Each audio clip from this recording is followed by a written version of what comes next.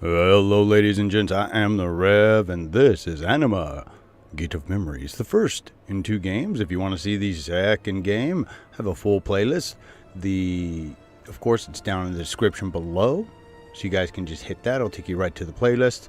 And what we're going to be doing, of course, like I was talking about in the first videos, we're going to be comparing and contrasting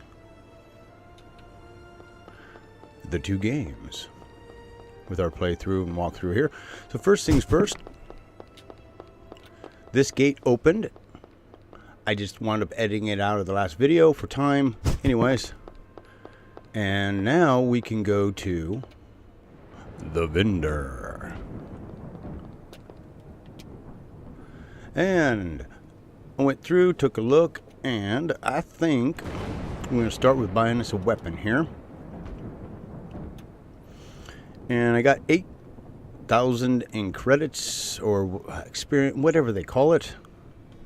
And I was trying to think what would be the best weapon.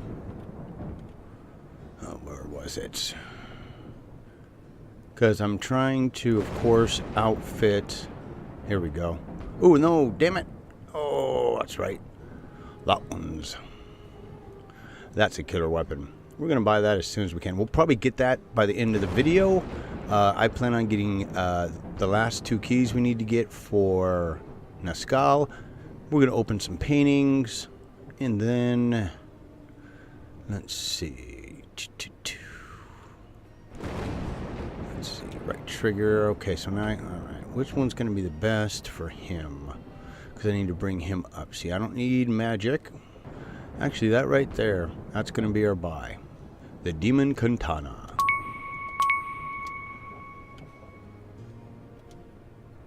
And then artifact-wise, boy, with only 4,000. Let's see. We can give him Syria defense. What about her? Same thing. So, I have an let's see. What's this one do? Oh, that one's a lot better. Let's see. Something you can always do is, of course, jump right out. We're going to put that there. Ooh, takes him up to 40. Not bad. The Holy Claymore. Now, I did find that while I was running around here, doing a little bit of exploration. I went down into the basement area. And you can see that, of course, in the Nameless, which is the second game. Gate of Memories, the Nameless. And I'll refer to it as the Nameless as we go. At the very bottom of all of the stairs.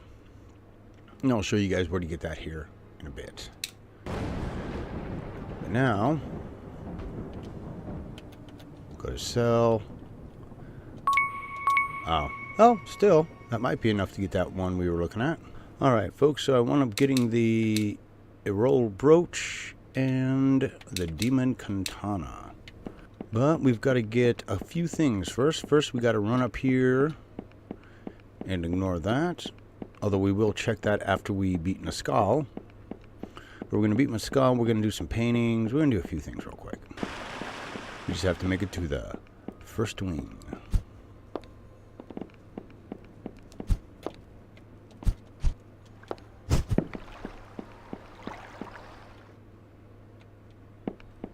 Okay. So, this first one's real easy. It even says it, which is Nascal.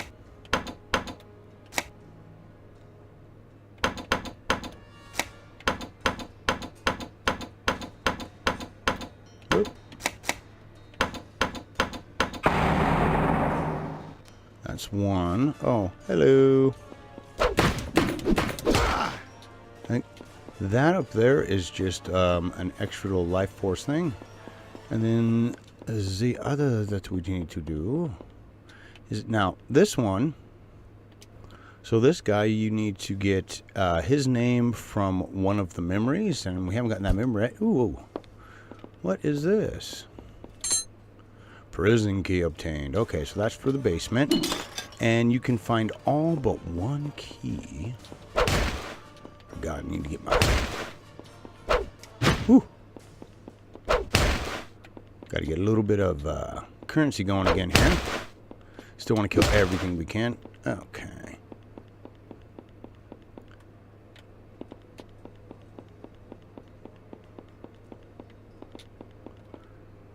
Oh.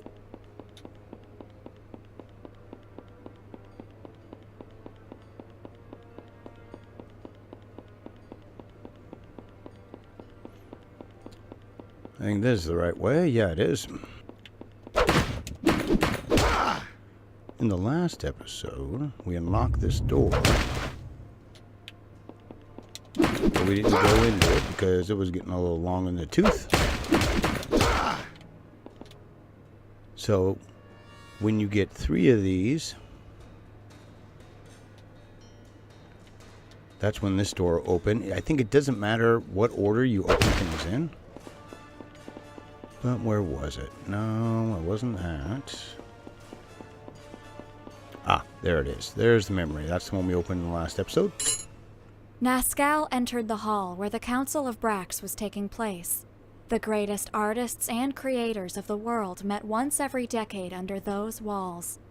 Different civilizations, even non-human creatures were there to show the wonders they had created over the years. Naturally, only the very best could attend, those whose fame had crossed all frontiers. For many of them, just having been invited represented an honor, but to Nascal, it was quite the opposite. They should feel honored by his attendance. The puppet master walked through the room, trying to pass unnoticed. He paid little attention to several uninspired works that only reminded him of why he was superior to everyone else. Nascal smiled ruefully. Although he did not expect too much from others, he had wished to find something to at least rival with his talent. Lost in those thoughts, a distant word caught his attention. Someone had mentioned Gaudeamus, the creator of wonders, whose fame had reached even Nascal's ears. Apparently, he had also been invited, and a group of people were talking to him not too far away. Interested by his fame, Nascal approached him to share some anecdotes with a fellow genius. To his surprise, the legendary creator was much younger than he had expected, and was quick to shake his hand and exchange a polite greeting. Nascal was about to ask about the works he was exhibiting in the council, when the whole room became silent. Everyone whispered that Gaudeamus had just arrived. At that moment, the confused Nascal understood what they meant, and a chill of terror ran through his spine. The person he was talking with was not a living being, but a doll. Work of Gaudeamus was what he had heard the people say before. Even if it was only for a moment, the mere idea that he had not noticed such a thing overwhelmed the mind of the puppet master. Frantically, his eyes began to gaze closely at all the works exhibited by Gaudeamus. The mere sight of them burned his retinas, but at the same time, he was unable to look away. The feeling of anxiety that oppressed his chest grew until it became pain. He even had trouble breathing in the same room that stored such wonders. Unable to wait anymore, he staggered out of the room and did not stop running until he was outside. Then, Nascal cried and laughed as hard as he could. He had been blind all this time. In his egotism, he thought he was on top of the world when he was only standing on a small hill. Only in that moment did he realize that his work was far from having reached its full potential.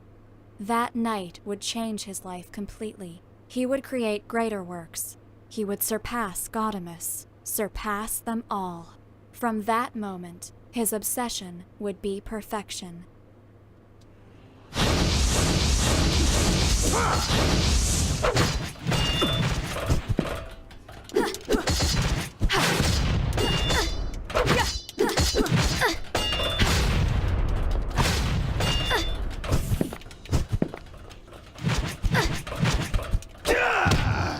Missed.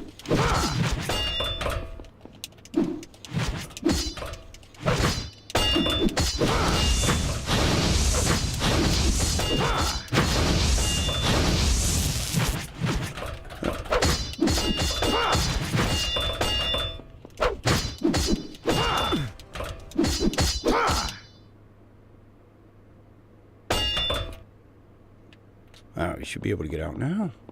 So, Gaudamus, that is the name of that painting out front.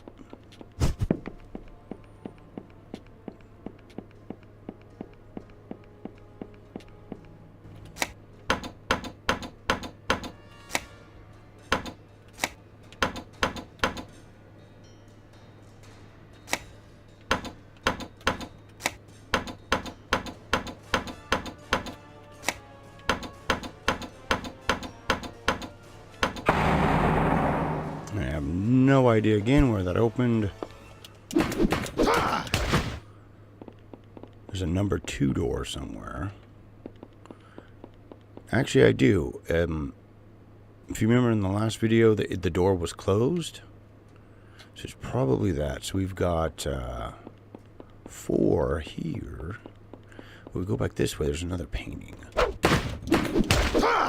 This is how I earned a few extra credits. I just basically ran this same area over and over again until I got another level.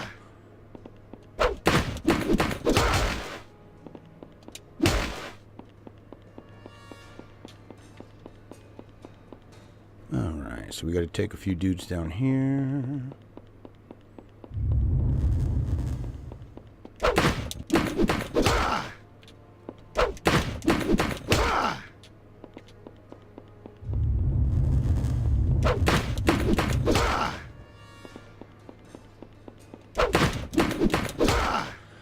Easier if you take these guys out first, and you gotta worry about them.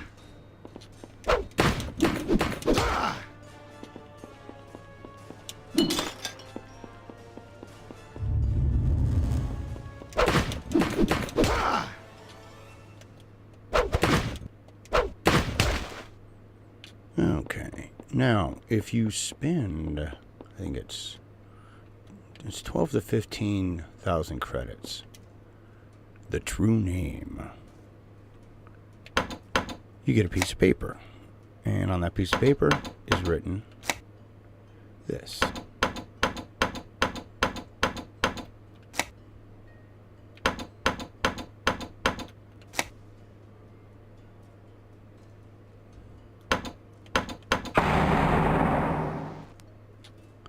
Okay, so in theory, this room now should be open. That number 3 that we looked at the first time we ran through.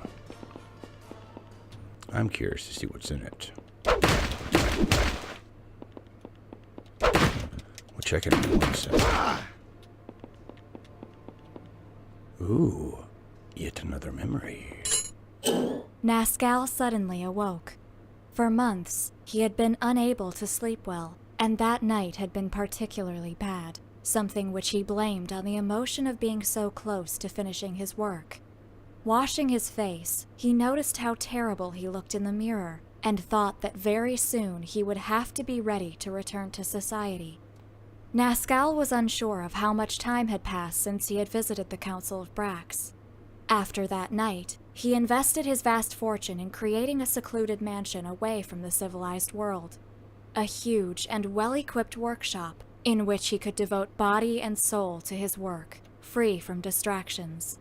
It had been years, or maybe even decades, since the last time he had contact with another human being.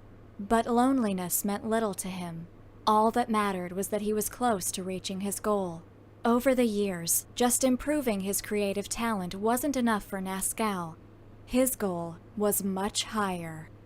He devoted day after day to research the same process Gaudamus developed to make his works, becoming an unrivaled expert in lost science and supernatural rituals. With such unusual tools, he managed to create countless animated puppets, which were able to move by themselves, the very ones that now protected his mansion and took care of its maintenance. But they were all just prototypes for his definitive work, the ultimate puppet. An artificial being so perfect, it would not be aware that it was not alive. Nascal solemnly went down to the heart of his workshop, where his most valued masterpiece waited for him. On the table was a body. Any observer would think without a doubt that it was a true human being. It had the same appearance as its creator, as identical as 2 drops of water. The master puppeteer smiled. In his next encounter with Gaudamus, it would be his marionette that greeted him. An ironic joke that only he would be able to understand. After reviewing the status of the project for hours, Nascal determined that it was only a matter of days until it was finished. Only a few pieces were missing, which should be stored in his secondary workshop. With unusual anxiety, he walked to the north wing in search of them. It had been a long time since he had visited that area of the mansion, and he was not even really sure of why he stopped going there. Upon entering the room, the master puppeteer was struck by the terrible state of the place. He didn't remember having forsaken it for so long. Without giving it too much thought, Nascal walked to where the pieces were stored, but he saw something in his way which puzzled him. There, sitting in the workshop, was a corpse, holding the parts Nascal had come for. His flesh, rotted and dried, was in pretty bad shape, suggesting that it had been in that place for a long time. Surprised, Nascal approached to examine the body, but before he could do so, the puppet master became completely paralyzed with terror. Because, despite being worn and wasted, there was no doubt. The corpse had exactly the same face as him.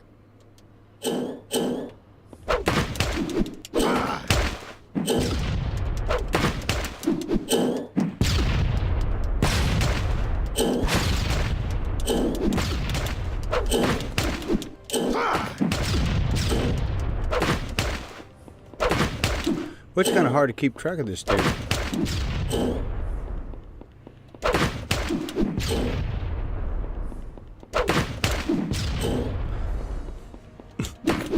Alright, how many times are we going to go back and forth here?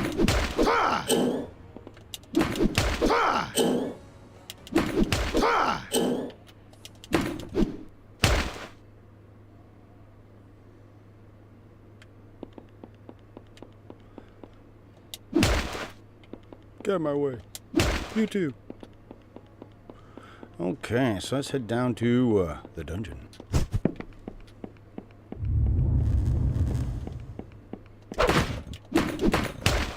See, we already went in there, right? Yeah, I think so. That's one of the guys we fought. Yeah, the little switch is already down, so...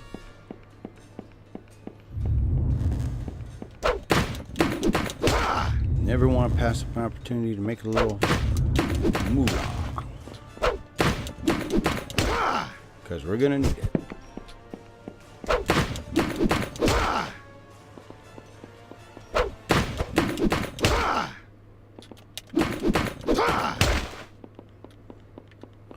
But it's time to face one of my nemesises, which is...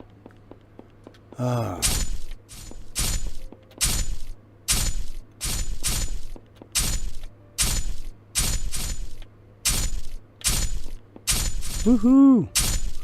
Okay, so down here... Now what's weird in the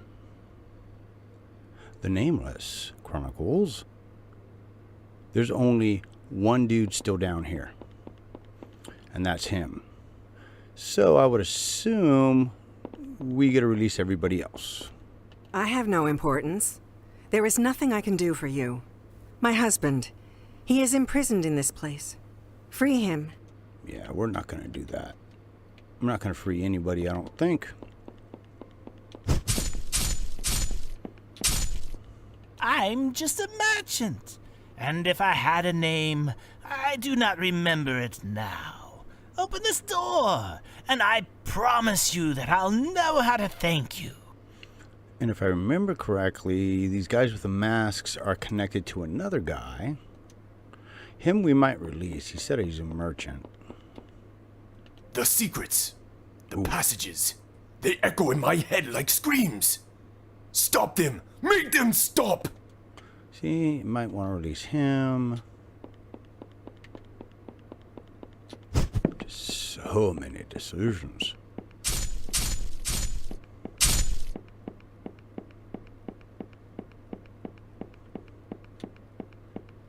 Now in the Nameless, this is where you come in.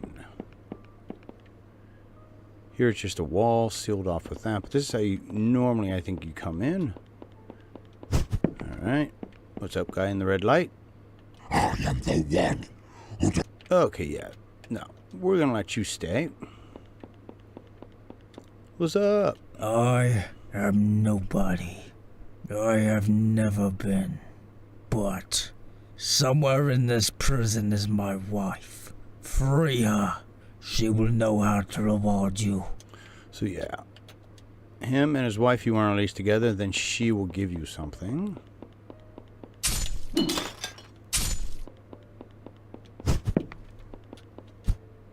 Blood.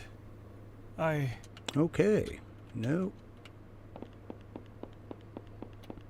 I am sorry, World Walkers. I have nothing to say. Okay.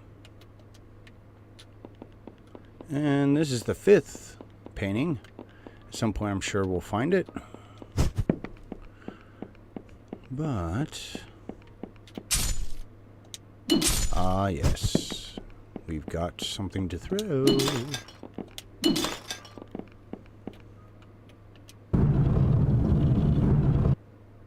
Oh, there we go. And that's where our next key is going to be.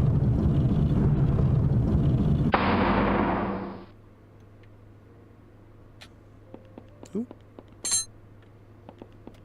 That's never good.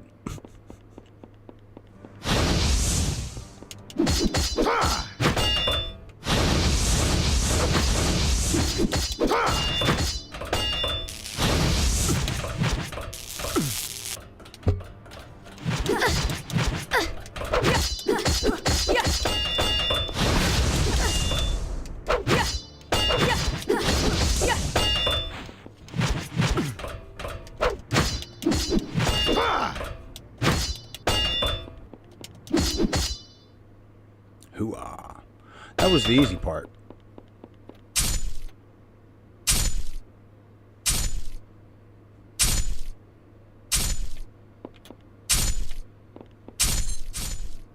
Ooh.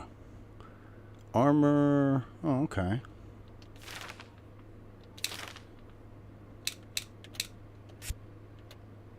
Oh, I forgot to sell one of the rings.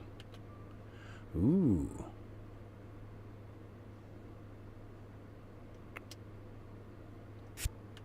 We'll give him at least that.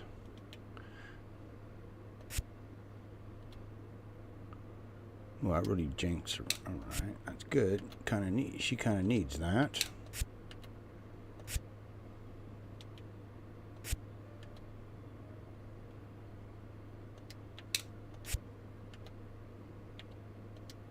I guess we'll sell that other ring off.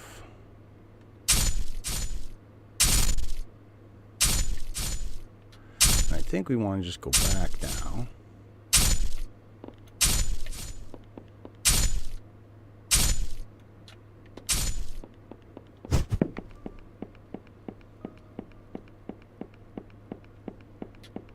There we go. I think this is where we want to go. Yeah. Because we need more of these damn traps.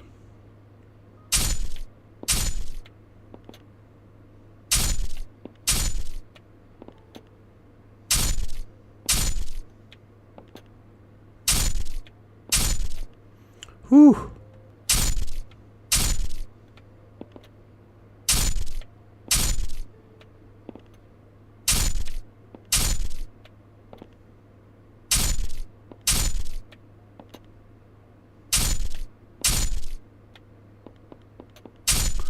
Whew. Okay. Whew. Man, I hate doing those things.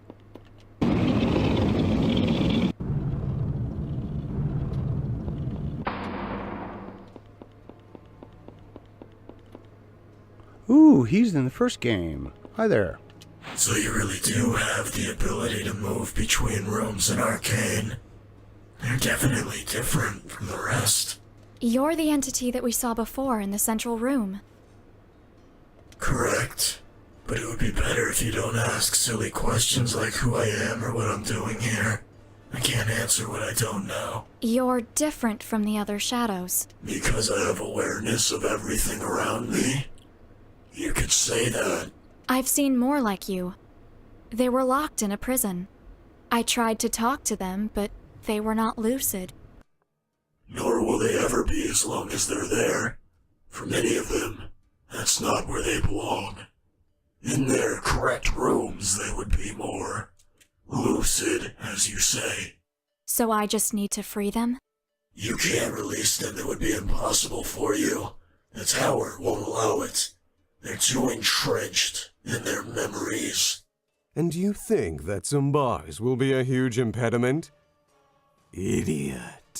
What imprisons them may seem to be metal bars easy for you to bend and destroy, but I assure you, it's much more than that.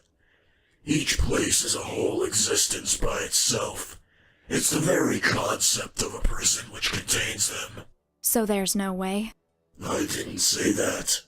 I said it was impossible for you. But why are you interested?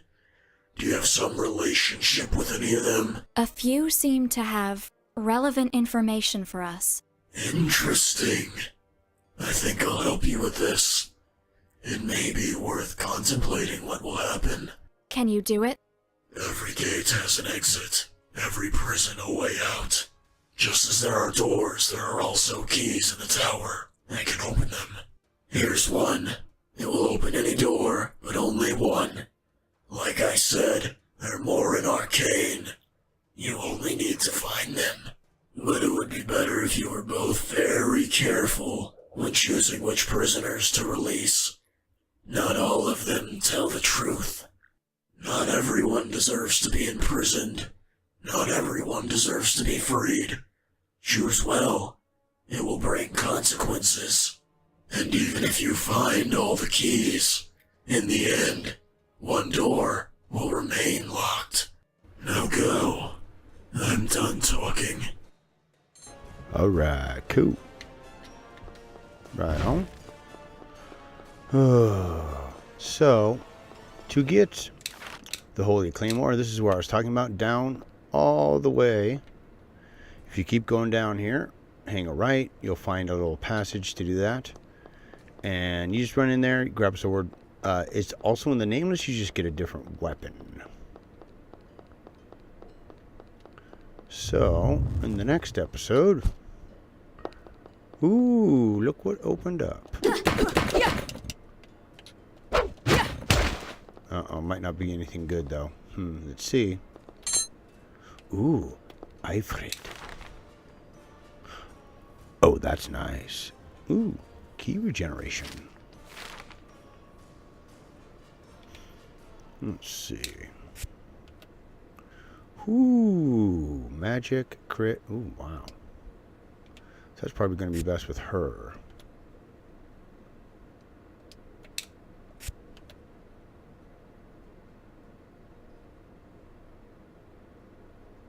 That's a nice bump for her either way.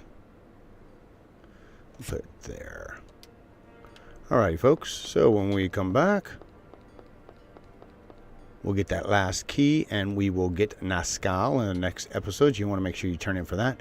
Please like, favorite, and subscribe. As always, I am the Rev. Keep your heads down. Your magic up.